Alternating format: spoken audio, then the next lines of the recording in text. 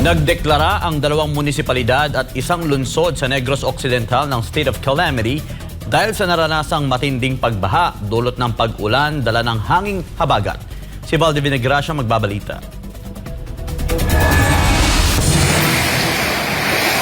Dahil sa sunod-sunod na naranasang mga pag-ulan sa malaking bahagi ng bansa, bunsod ng hanging habagat na pinalakas ng bagyong Ferdy at Hiner, ilang lokal na pamalaan sa Negros Occidental ang nagdeklara ng state of calamity. Kabilang dito ang bayan ng San Enrique at Hinigaran at La Carlota City. Ang nabanggit na mga lugar ay nakaranas ng matinding pagbaha kung saan libo-libong residente sa kanilang mga nasasakupan ang naapektuhan. Unang nagdeklara ng state of calamity ang San Enrique noong Lunes. Ayon kay San Enrique Mayor Gilson Tobillara, nasa 10 barangay nila ang lubog sa tubig baha dahilan para maapektuhan ang nasa higit 9,000 pamilya. Miyerkules naman nang magpasa ng resolusyon ang sangguniang bayan ng Hinigaran at La Carlota City para sa pagdedeklara ng state of calamity.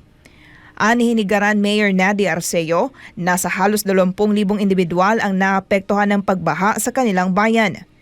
Sinabi naman ni La Carlota City Mayor Rex Halandoon, maliban sa mga residenteng naapektuhan ng pagbaha ay inilikas din nila ang mga residenteng nakatira sa landslide-prone areas, gayon din ang mga nakatira sa 4 na sitio ng Barangay Yubo dahil sa patuloy na pag-alboroto ng Bulkang Kanlaon.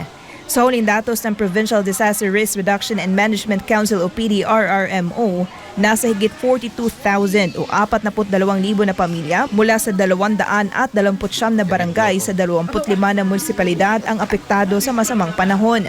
Aabot naman sa higit 8,300 na pamilya o halos 34,000 individual ang nananatili sa mga evacuation center habang ang 609 na pamilya o 1,963 individual ang pansamantalang nakikituloy sa kanilang mga kamag-anak. Sa pamamagitan ng pagdedeklara ng state of calamity ay maaari nang magamit ng nasabing mga LGU ang Quick Response Fund para matugunan ang pangangailangan ng agarang tulong para sa mga biktima ng kalamidad. Para sa Diyos at sa Pilipinas kong mahal, ako si Valdi Vinegracia, SMNI News.